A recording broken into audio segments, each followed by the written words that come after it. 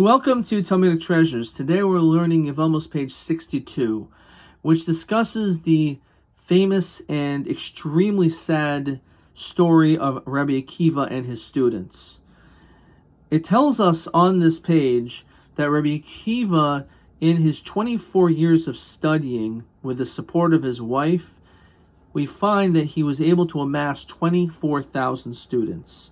But tragically, all of those students died, and it says that they died between the holiday of Passover until the holiday of Shavuot. During the 7-week span of time, they tragically died.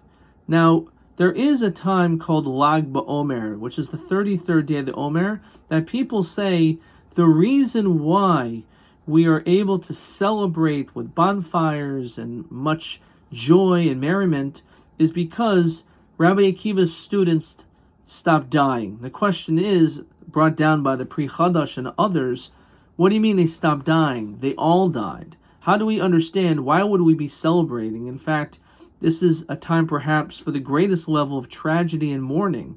It's one thing if a person's students, half of them died, which in itself was devastating, but every single one of them died. The Talmud says explicitly, Kulam metu, all of them died. So what are we celebrating on Lag BaOmer? So Rabbi Akiva, we know throughout the Talmud, was an eternal optimist. He was always able to somehow find the way to be able to move forward in his life. And it's an important message that what Rabbi Akiva did here is that what we could implement it as well. It tells us that once these students died, Torah was really lacking tremendously, obviously, in the world. And Rabbi Akiva, instead of focusing on 24,000 new students, he was able to devote his time and energy on 5 great rabbis: Rabbi Meir, Rabbi Yehuda, Rabbi Yossi, Rabbi Shimon, and Rabbi Lezer ben Shimur.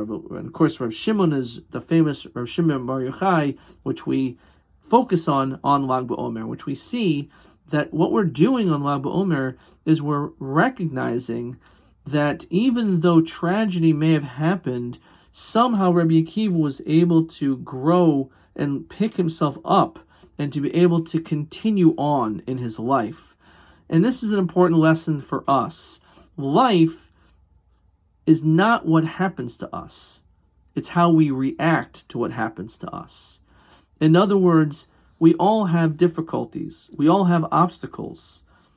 But the question is, do we crawl under the covers and do we end up going into a fetal position and give up on life? No.